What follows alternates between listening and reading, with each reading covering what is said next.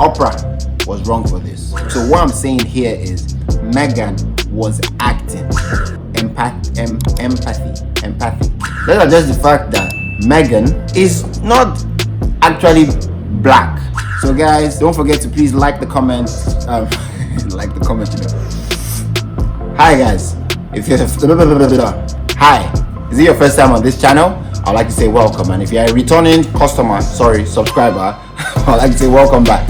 And this is not my business, but hey, we might as well talk about it. I'm sure a lot of us have seen that interview that has gone viral now, Oprah's interview with Meghan and Harry. So here's my take on this here. Strongly, I believe that Oprah, that's it, Oprah was wrong for this. But before we go straight and dive into why she is wrong for what she did that I'm going to point out, let's address the fact that the Duchess of Sussex, wait, she's no longer a Duchess now, okay. Let's address the fact that Meghan, Harry as well, is no longer a prince. Meghan, the wife of Harry, is not actually black. Because a lot of people are going crazy and getting emotional about the fact that, oh my god, the royal family is racist because she's black, guys, hey, she's not.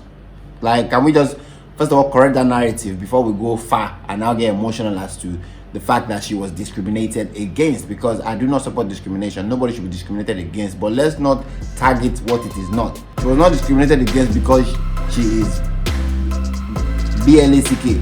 Because she's not BLACK. Do you know what I'm saying? So if you want to say she's colored, fine. That's not a problem, because yes, she's mixed. So she's got a bit of color, like she's just coming back from Cancun or Marrakesh. So she's got a bit of color. Now, another thing is, I don't really agree with the fact that people, they call us, the black and ethnic minority group. Yeah, they call us colored. If you understand photography, you will know that white is also a color. Yeah. And then again, everything remains in a state of darkness. This is not Newton's law, but it's, I don't know, probably a law, a photographic law. Everything remains in a state of darkness until you introduce light before you now start seeing the colors. So we should be the neutral color.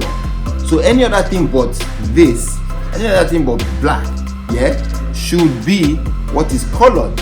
So my Caucasian brothers should be colored.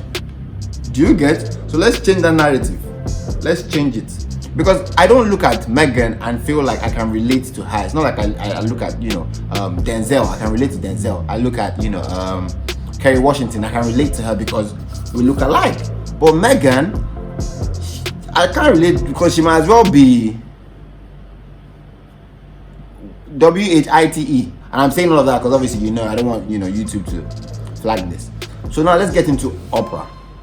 There was the part where they said, shortly after the wedding, about 6 or 7 months after the wedding, news broke that Meghan made Kate cry. And then, as a result of this interview, we now know that the reverse was the case in Meghan's words. And I quote, the reverse happened. And then Oprah, watch this. Be supportive, knowing what was going on with my dad and whatnot. This was a really big story at the time that you made Kate cry. Now you're saying you didn't make Kate cry. Kate made you cry. And then Oprah says, oh, you didn't make Kate cry. Kate made you cry. So this is what I'm trying to draw out of this here. Meghan said, yes, she said, watch. A few days before the wedding, she was upset about something pertaining to, yes, the issue was correct, about flower girl dresses. And it made me cry. And it really hurt my feelings. And I thought, in the context of everything else that was going on in those days leading to the wedding. Meghan said Kate was upset about a few things. The issue was right. It was about the flower girl dresses. Yeah. She was upset about a few things, and she herself, had a few things going on for her, about her dad. And the fact that Kate was upset about a few things and she had things going on in her head, it made her cry. It made me cry. It made her cry. The whole situation. If you've gotten married before, not like I'm a woman who has gotten married before, who would understand that, things get more emotional building up to your big day. You understand that you are prone to be emotional. So Kate was upset about something, and that made Meghan cry. And then Oprah comes back to say, so you didn't make Kate cry. Kate made you cry. I'm sorry, but I understand that Oprah is doing her job, fishing and, dropping questions and hints in your questions to get an answer. But what that narrative can then do is to now paint Kate not black, paint Kate the villain, making it seem like Kate made Meghan cry. From this interview, what happened was something Kate did made Meghan cry. Yes, Kate might be responsible for what she did that in turn made Meghan cry, but Kate did not intentionally make Meghan cry, because the minute you say this person made this happen, that means that person intentionally made the other person cry. So Kate made Meghan cry makes it seem like it was intentional, and Meghan says she owned it and she apologized and she brought me flowers and a note apologizing, and she did what I would do if I knew that I hurt someone, right? To just take accountability for it. Yeah. Meghan says that she would also do the same thing if she does something and realizes it hurt somebody. She would apologize. She said Kate apologized for it. So I feel like Oprah pushing that narrative of Kate made Meghan cry is a bit tricky, dicey. It can now, disparaging.